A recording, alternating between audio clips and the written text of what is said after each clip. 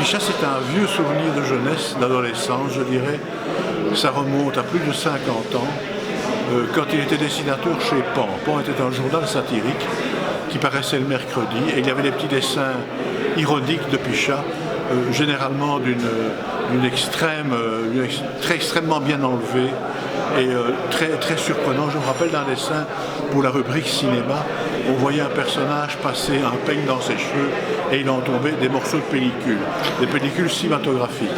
C'est un dessinateur, on l'a suivi un petit peu à l'époque où il a sorti Tarzoun, la honte de la jungle, et où est apparue sa grande fascination pour le sexe masculin, entre autres.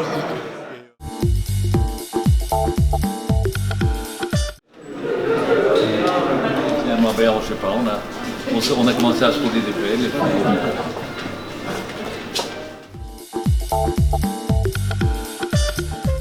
Je suis fan de Pichat depuis que je suis gamin.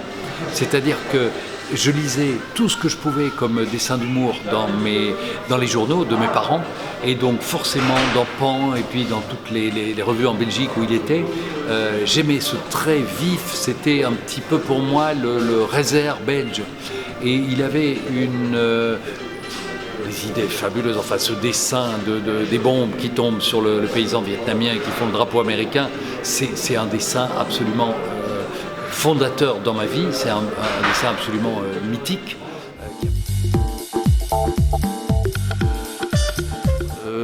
En fait, je me rappelle, lorsque j'étais adolescent, puis Pichat était déjà très connu comme dessinateur de presse, et je l'avais inséré dans le cadre d'une élocution sur le surréalisme, et j'avais montré des dessins qui mettaient en présence des handicapés, avec une certaine...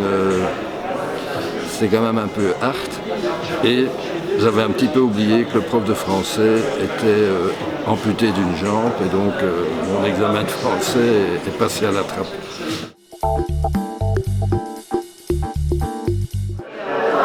Son travail dépasse toutes les époques. Il y a une constance qui me touche, autant dans la peinture que dans les premiers travaux les premiers travaux qui sont de l'époque de Rakiri. Je trouve qu'il y a une constance, et c'est ça un artiste. On reconnaît la patte, on reconnaît l'esprit, et c'est ça qui nous touche encore plus d'être venu de si loin. On vient de Corse. Pour moi, en fait, un retour à Bruxelles. Il y avait un petit temps que je n'avais plus fait d'expo à Bruxelles, il y a je crois 7-8 ans, et c'est la première fois que je montre autant de pièces de la peinture que je fais maintenant non-stop depuis 12 ans.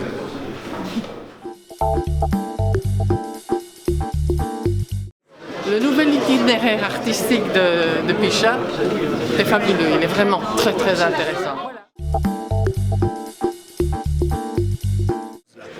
Et puis il y a la dernière période, qui est celle-ci,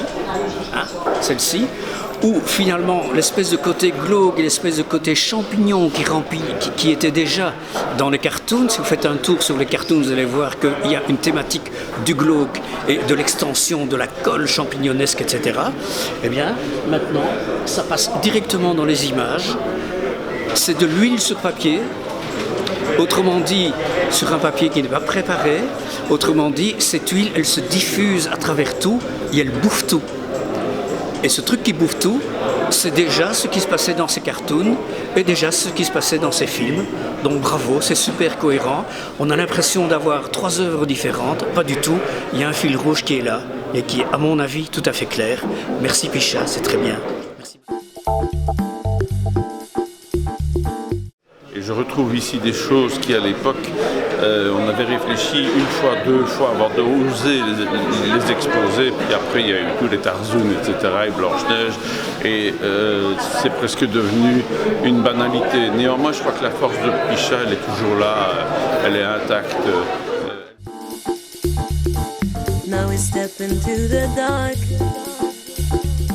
Sacré Pichat, c'était toute notre jeunesse. C'était une aventure extraordinaire. C'était quand même le premier dessinateur humoristique qui a osé dire ce qu'il pensait et qui a osé faire des choses qui aujourd'hui ne passeraient plus en couverture d'un journal. Il était libre. Oui. Et même au niveau de la presse. Bien sûr, c'était un homme libre. Et je pense que c'est toujours resté un homme libre. Voilà. C'était un passionné aussi. Je crois que ça, c'est un mot qu'il faut utiliser parce que c'est un bourreau de travail et c'est un passionné. C'est une époque quand même. Il ne va pas ressortir dans ce jour. Comment ? Et je retrouve toute sa verve, toute son insolence, son irrévérence. Et je revois des images qui m'ont marqué quand j'étais jeune.